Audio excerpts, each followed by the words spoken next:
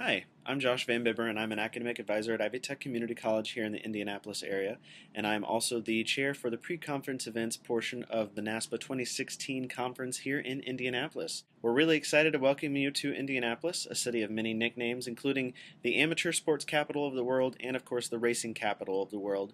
You'll see some of these nicknames reflected in some of the event spaces that we have at the NASPA 2016 conference. NASPA is just a few short weeks away, and we have more than 5,000 people registered, and 1,800 of them are first-time attendees as well too. So you're within good company at the conference. So far, we've had a lot about the conference go out in the form of blogs and emails and things. We've shared a little bit about the city and the downtown area and some of the amenities that are available to conference goers. We've also shared some of the local arrangements committee's favorite places to eat or favorite places to check out in the city as well too.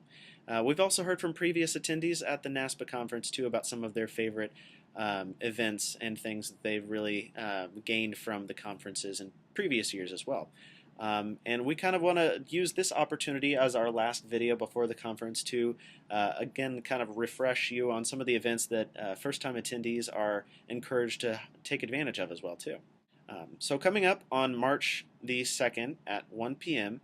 Eastern Time, we'll have a Twitter chat, hashtag NASPA16FTA chat.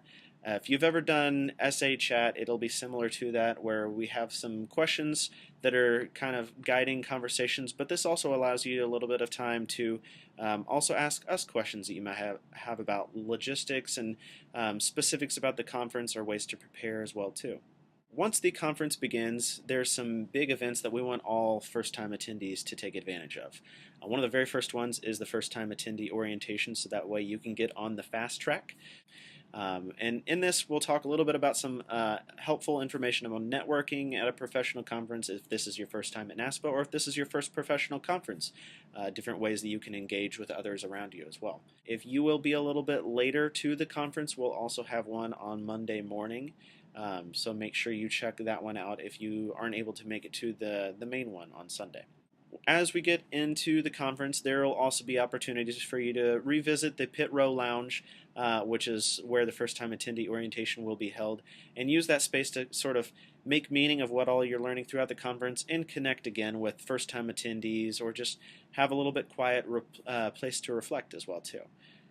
Throughout the conference, there's all kinds of ways to learn more about NASPA and the ways to get involved. One opportunity is the Knowledge Communities Fair, and before that, the first-time attendee group will have an orientation, so that way you can get to know a little bit more about ways to engage with knowledge communities and different constituent groups within NASPA. One of the very last events that first-time attendees will be putting on, and we really encourage all of you to participate in, is the final lap of the conference, or sort of a debrief session where we can kind of wrap up your first-time experience, share what all of you learned, ask questions about what NASPA would look like next year in San Antonio, and provide some of that feedback as well too, so that way you can sort of help shape what the future of NASPA conference looks like next year as well too.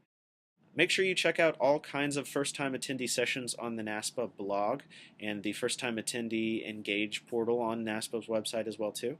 In addition to those first-time attendee events, there are hundreds of sessions to choose from to get to know a little bit more about your professional areas, as well as other opportunities to learn a little bit more about something you might not have known a lot about within the student affairs field too. Thanks, and we can't wait to see you here in a couple of weeks.